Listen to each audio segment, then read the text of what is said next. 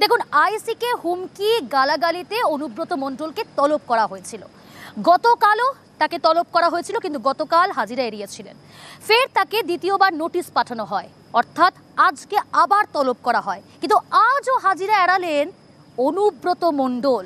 কিন্তু কি কারণে আজকে হাজিরা এড়ালেন, আরও ডিটেল আপনাদের জানাবো। অনুব্রত মণ্ডল ইতিমধ্যেই আপনারা জানেন যে সোমবার তিনি হাজিরার আবেদন জানিয়েছেন। সোমবার আগাম জামিনের আবেদনের সম্ভাবনা। আইসিকে হুমকি গালাগালিতেই অনুব্রত মণ্ডলকে আজ দ্বিতীয় নোটিশ পাঠিয়ে তলব।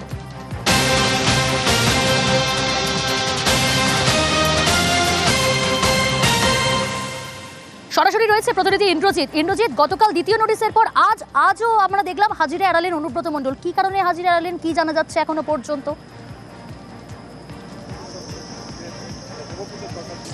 দেখো, একদমই যেটা বলে রাখবো, এখনো পর্যন্ত যেটা জানা যাচ্ছে, অনুব্রত মণ্ডলের একজন আইনজীবী অর্থাৎ বিপত্তায়ন ভট্টাচার্য, তিনি যেমন এই এসডিপি অফিসের ভেতরে রয়েছেন, তেমনই তার ঘনিষ্ঠ একজন তৃণমূল নেতা দেবব্রত সরকার ওরফে গগন সরকার, তিনিও কিন্তু এসেছেন। এবং এই গগন সরকার যখন ভেতরে ঢুকছিলেন, তিনি তখন জানিয়ে গেছেন যে অনুব্রত মণ্ডল অসুস্থ রয়েছেন এবং অসুস্থ থাকার কারণে বেড রেস্টে রয়েছেন। অর্থাৎ তাকে যখন জিজ্ঞাসা হয় তাহলে কি অনুব্রত মণ্ডল আসছে না, সেই বিষয়ে তিনি যখন কিছু বলতে চাননি। এবং কালকে আমরা কি দেখেছিলাম, আমরা দেখেছিলাম অনুব্রত মণ্ডল লিখিত আকারে জানিয়েছিলেন যে তিনি অসুস্থ রয়েছেন এবং নানা ধরনের ওষুধ খান, সেই জন্য তিনি আসতে পারছেন না। পাশাপাশি আইনজীবীদের সঙ্গে কথা বলছেন।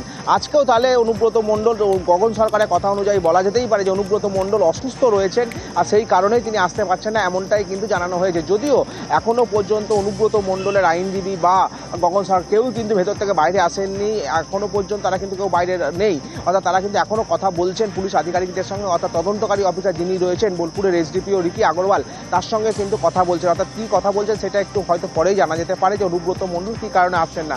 অর্থাৎ আন্দাজ করাই যায়, যেহেতু গগন সরকার বাইরে অর্থাৎ ঢোকার সময় বলে গেছেন যে অনুব্রত মণ্ডল অসুস্থ রয়েছেন এবং বেড রেস্টে রয়েছেন, অর্থাৎ শারীরিক অসুস্থতা